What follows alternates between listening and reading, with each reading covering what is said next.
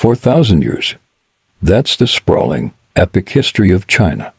And in all that time, through countless dynasties and endless wars, only one woman ever sat on the dragon throne and called herself emperor. I don't mean Empress consort, the wife of the ruler. I don't mean an Empress dowager, a grieving mother ruling from behind a screen for her infant son. I mean emperor, the son of heaven. A title, a role, a cosmic job description that was exclusively, fundamentally male. Her name was Wu Zetian. Welcome to Chronicles of Old Tales. To the people who loved her, she was a political visionary, a woman who clawed her way up from nothing to rule one of the mightiest empires on earth, blessing it with an age of prosperity and stability. But to her enemies, she wasn't a visionary. She was a demon walking the earth in human form. A usurper, a tyrant, a monster who defied heaven and earth. One historian of her time wrote, she killed her sister, butchered her elder brothers, murdered the ruler, poisoned her mother. She is hated by gods and men alike. It's a terrifying reputation built on a foundation of palace coups, political purges, and a network of secret police that would make anyone's blood run cold. But the one story that truly defines her legend, the act that has echoed with a terrifying chill through the centuries, is the one that allegedly began her bloody climb to the top. To become the most powerful woman in the history of China, Wu Zetian was accused of an act so monstrous, it's almost unthinkable, murdering her own infant daughter. This single, brutal act is said to have cleared her path to power, launching a reign of terror and ambition that ended with her on the throne as China's first and only female emperor. But is it true? Is this the story of a grieving mother, framed by history? Or is it the story of a ruthless strategist willing to sacrifice her own child for the ultimate prize? How did this one horrifying event shape the destiny of an entire empire?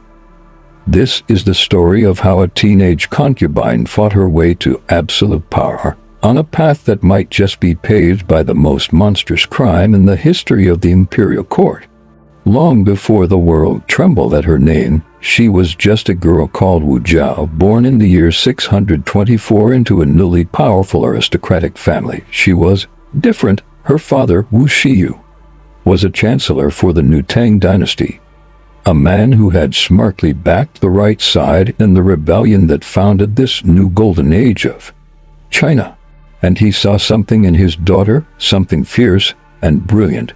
While other girls her age were being taught embroidery, music, and how to be demure, Wu Shiyu encouraged her to read.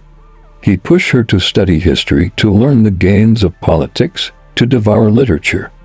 In a society that demanded daughters be decorative, he was raising her like a son. This education, so unheard of for a girl, was the first spark that would later ignite a firestorm across the entire political landscape of China. There's a story about her childhood. Maybe it's true, maybe it was propaganda she created later. But either way, it tells you everything you need to know. Her family invited a famous physiognomist to the house, a man who could supposedly read a person's destiny in the shape of their face. He took one look at her brothers and predicted they'd have respectable, but ultimately boring careers in government. Then, the nurse brought in little Wu Zhao, who was dressed up in boys' clothes for a bit of fun. The fortune teller's eyes went wide. He stared at the child, and his jaw dropped. The features he saw, he declared, were the features of a future ruler of the entire empire. Then a shadow crossed his face. What a pity, he sighed, that she is a girl. If this child had been a boy, he proclaimed, she would, without a doubt, one day become the son of heaven. This story, real or not, captures the central tragedy and the driving force of Wu Zetian's life. She had all the ambition, the intelligence, and the vision of a born emperor. But she was trapped in a female body, and she was trapped in a society that saw women as little more than beautiful objects, or, if they were lucky, producers of male heirs. The Confucian ideals that form the bedrock of Chinese society were crystal clear. A woman's place was in the home, forever subservient, first to her father, then to her husband, and finally to her son. A woman trying to rule was as unnatural and terrifying as a hen crowing at dawn. It was a dark omen, a sign of chaos and the collapse of dynasties. But Wu Zetian was never one to be caged by convention. She heard that prophecy, and you have to wonder, did she see it as a cruel joke from the gods? Or did she hear it as a challenge? When she was just 14 years old, her celebrated beauty and rare education punched her ticket into the most exclusive and the most dangerous place in the empire, the imperial palace at Chang'an. She was chosen to be a concubine for Emperor Taizong, the second and arguably the greatest emperor of the Tang Dynasty. This wasn't the glamorous life you might be imagining. She entered the palace as a concubine of the fifth rank. That sounds important, but it was less of a romantic partner and more of a glorified, high-status servant.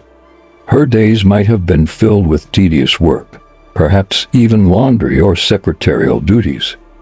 She was just one girl among thousands of women, all desperately competing for the attention and favor of a single man, a man who already had a powerful empress and a court full of favorites. It was here in this gilded cage of the imperial harem that Wu got her first brutal education in court politics. And it's where we get the first real glimpse of the chilling ruthlessness that would later define her. There's a famous story, one she herself loved to tell when she was older. Emperor Taizong owned a magnificent horse, a wild stallion named Lion Stallion. It was so powerful and untamable that no groom in the palace could break it. One day, the teenage Wu was watching as another trainer failed. She brazenly stepped forward and spoke directly to the emperor. "I can control it," she said. "But I will need 3 things, an iron whip, an iron mace, and a dagger." She then explained her method with a clarity that was terrifying. "First," she said, "I will flog it with the iron whip. If it does not submit, I will strike its head with the iron mace. And if it still does not submit, I will cut its throat with the dagger." Emperor Taizong, a man who was a hardened warrior himself, was reportedly impressed by her fire, but also more than a little disturbed. This was not the soft, submissive girl he expected. This wasn't the gentle creature a concubine was supposed to be. And while this shocking display of ferocity might have made her stand out, it didn't win his heart. For more than 10 years, Wu Zetian was forgotten, languishing in the lower ranks of the harem. She never gave the emperor a child, and it seemed like her ambition and the fortune-teller's prophecy would die with her in obscurity. But Wu was always playing the long game. While Emperor Taizong grew old and distant, she noticed someone else was watching her, his son. The gentle, quiet, and rather unassuming crown prince, Lizi. A secret affair began. An affair that was not just forbidden, it was high treason. Seducing the heir while the emperor still lived was an act punishable by certain, agonizing death for them both. But Wu was a brilliant strategist. She knew her future wasn't with the aging emperor. It was with the man who would one day take his place. In the year 649, Emperor Taizong died. For Wu Zetian, this should have been the end. Imperial custom was absolute and unforgiving. When an emperor died, his concubines who had never borne him a child were to have their heads shaved and be locked away in a Buddhist monastery for the rest of their lives. There, they were expected to live in chaste prayer and total seclusion, ensuring that a woman touched by one son of heaven would never be touched by another man. It was a fate of being forgotten. Wu was dutifully sent off to the Gang temple, her head was shaved, and her dreams of power seemingly turned to ash. For any other woman, this would have been the final chapter.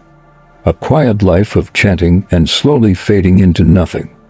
But Wu Zetian was not any other woman. Even from behind the cold monastery walls, she found a way to maintain her connection to the new emperor, Gaozong, her former secret lover, Li Zi. She wrote him letters filled with passionate, heartbreaking poetry, reminding him of their secret moments, stoking the embers of their forbidden romance, refusing to let him forget her.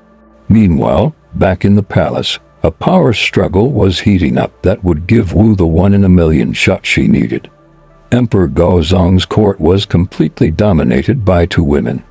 First, his official wife, Empress Wang. She came from a noble family, but had committed the ultimate sin for an empress. She had failed to give the emperor's son.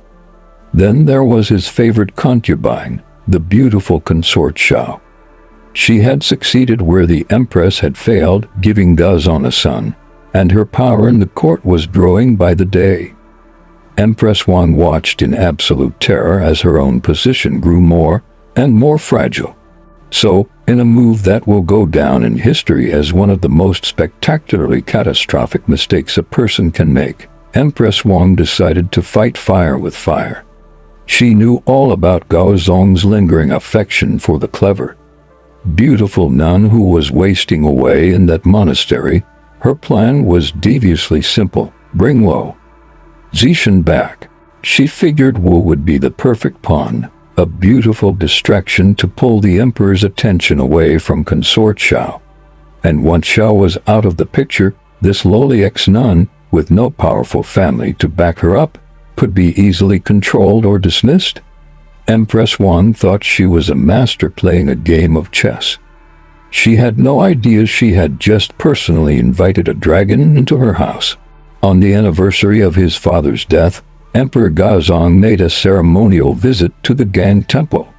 And there, among the chanting nuns, he saw Wu Zetian. The old spark, so carefully tended by her letters, burst back into flame. Seeing her chance, Empress Wang formally requested that Wu be allowed to return to the palace as the emperor's concubine. Gaozong, overjoyed, agreed instantly. Wu Zetian, the forgotten concubine, the shaven-headed nun, was back. And this time, she was playing for keeps. Wu Zetian's return to the palace was like a bomb going off. She was no longer the naive 14-year-old girl who had first walked through those gates. She was now a woman in her late 20s, a woman hardened by years of being cast aside, her spirit sharpened to a razor's edge by a burning ambition that had been caged for far too long. She had been given a second chance, and she would be damned if she was going to waste it. The harem wars that followed were a masterclass in psychological warfare and political maneuvering. Empress Wang brought Wu back to be a weapon against consort Xiao, but she very quickly learned that the weapon had a mind of its own, and it was now pointed directly at both of their throats. Wu Zetian began to systematically dismantle her rival's power with breathtaking speed and precision. While Empress Wang and consort Xiao were arrogant, petty, and openly hostile to each other, Wu was a chameleon. She played the part of the humble, grateful servant to the empress, lulling her into a dangerously false sense of security. At the same time, she went out of her way to befriend the eunuchs, the maids, the servants, the very people her rivals ignored and treated with contempt. She turned them into her eyes and ears, a secret network of spies who reported every whisper, every plot, every complaint back to her. And with the emperor, she was everything he had ever wanted. She wasn't just a beautiful woman. She was his intellectual equal, his partner, his most trusted confidant. Her power grew at a dizzying speed. She was promoted to the rank of *J*, the highest-ranking concubine of the second rank, a position of immense influence. And then she gave Emperor Gaozong the one thing Empress Wang never could: sons. The birth of her sons, Li Hong and Li Xian, cemented her position in the court. She was no longer just a favorite, she was a serious contender for the ultimate prize.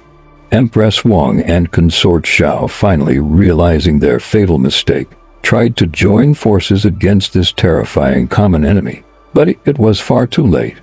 Wu had already completely captured the emperor's heart and his mind. She would feed him carefully crafted stories, twisting the words and actions of her rivals, painting them as jealous, conniving villains, while always presenting herself as the poor, virtuous victim of their schemes. Every plot they hatched against her backfired spectacularly, only serving to push the emperor further into her arms and prove her right. The court was now a pressure cooker about to explode. Two women stood between Wu Zetian and her dream of becoming empress. One was the current empress, Wang. The other was Wu's own unborn child. In the year 654, Wu Zetian gave birth to a daughter. For any woman in the imperial palace, the birth of a child is a moment of huge political weight. But this birth would become the cornerstone of one of history's darkest and most debated legends. The historical accounts, written almost entirely by Confucian scholars who hated everything Wu Zetian stood for, tell a story of almost unimaginable cruelty.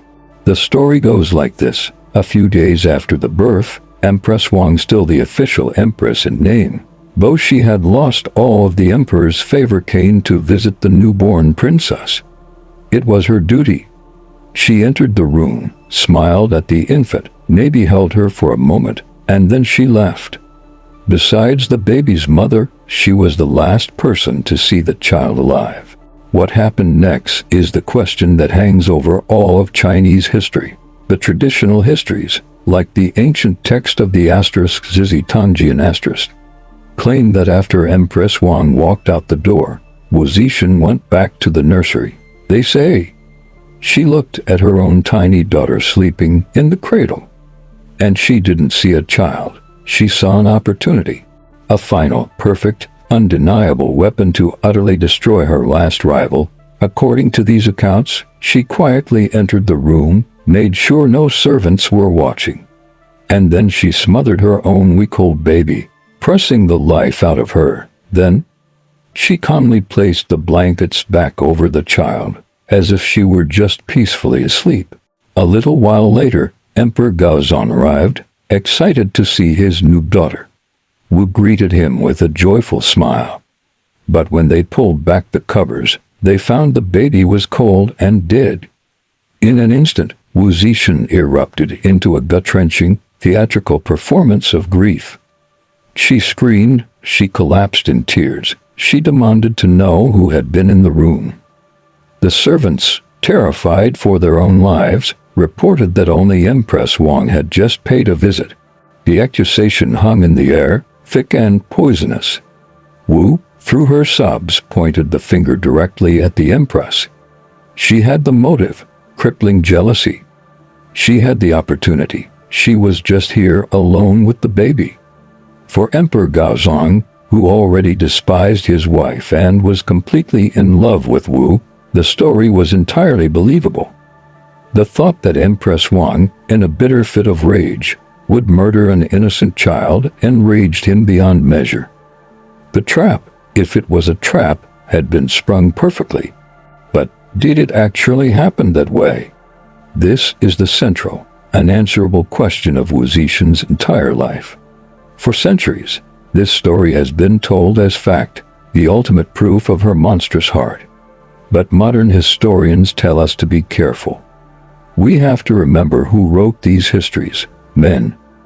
Confucian men who believed a woman ruling was a perversion of the natural order of the universe. What better way to smear the name of China's only female emperor than to accuse her of the most unnatural crime imaginable, killing her own child? The arguments against the story are powerful. First, there were 0 eyewitnesses. The entire accusation rested on Wu's word and her performance of grief. Second, the story only started to spread widely long after it happened, and the most detailed, gruesome accounts were written centuries later. Some scholars suggest the infant might have died of natural causes. Perhaps the room was poorly ventilated, and the death was a tragic case of carbon monoxide poisoning from a coal brazier, something we might now call crib death. In her overwhelming grief and rage, Wu might have genuinely blamed her bitter rival, Empress Wang, for bringing bad luck or even cursing the child. In the deeply superstitious world of the imperial court, that was a very plausible leap to make. And yet, the arguments for her guilt are just as chilling, and they are based on everything she did next. Just a few months later, in the winter of 705, Wu Zetian died. The only woman to ever rule China as emperor was no more. So, we are left with the towering, controversial, and utterly unforgettable legacy of Wu Zetian. A woman who fought her way from being a forgotten concubine to become the most powerful person on the planet. She broke every rule, she shattered every tradition, and she governed a massive empire with an astonishing mixture of pure genius and pure terror. Her supporters will point to her incredible achievements. She reformed the government. She promoted men based on talent, not birth. She expanded the empire, and she brought decades of stability. Her detractors will point to her methods, the secret police, the purges, the climate of fear, and the trail of bodies, including, just maybe, the body of her own infant child that she left in her wake. Near her tomb, there is a massive blank stone monument, a spirit stele. It was erected, as was the custom for all emperors, to be inscribed with the story of her great accomplishments. But Wu Zetian's stele is completely, hauntingly blank. No one knows why for sure. Perhaps she believed her accomplishments spoke for themselves and needed no explanation. Or perhaps she knew that her life, her choices, her reign were far too complex, too controversial, to ever be summarized in a single, official story. She left it blank for history to judge. And that brings us back to the question that started it all. The question that hangs over her entire life. Do you believe she did it? Was the murder of her own daughter the cold, calculated first move in a real-life Game of Thrones, the ultimate proof of her monstrous ambition? Or was she the victim of a tragic accident, the grieving mother whose story was twisted and demonized by male historians who couldn't stand the thought of a woman taking a man's power? Was she a monster, a genius, or was she both? What do you think? Let me know your final verdict in the comments below.